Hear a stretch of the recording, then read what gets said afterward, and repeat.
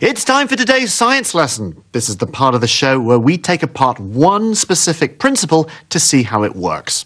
So, who can tell me what the following have in common? This terrified toddler. This soapy street. And this muddy ATV rider. Did you guess that they were all to do with surface tension? If you did, well done, but don't let it go to your head because we've got science to learn, and then a test. The molecules in water are attracted to one another with hydrogen bonds, which makes it cohesive. It sticks together. Where water meets the air, these cohesive forces create surface tension that tries to minimize the surface area and pulls small droplets into a spherical shape.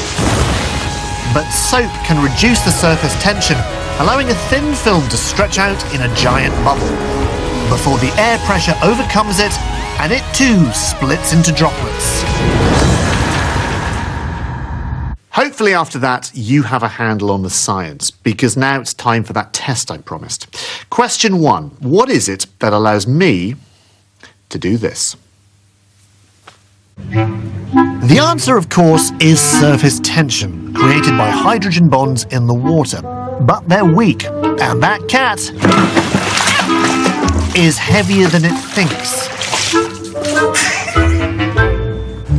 This insect, on the other hand, is sufficiently lightweight to not exert too much pressure on the surface layer, and so can be supported on it without sinking in. Question number 2. What does surface tension do to a small amount of water? It tries to reduce surface area, pulling the water into more or less spherical droplets, as this cat is demonstrating with a classic head under faucet maneuver.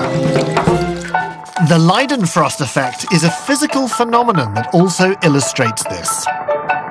A liquid in near contact with a surface significantly hotter than its boiling point produces an insulating vapor layer, which stops the liquid from boiling rapidly. The vapor layer also creates a repulsive force, making the droplet hover over the surface rather than making physical contact with it. Okay, now the third and final question. Does soap increase or decrease surface tension? That's right, soap decreases surface tension, meaning thin films of water can be held together for longer, like these bubbles. So that ends our lesson on surface tension. Class dismissed.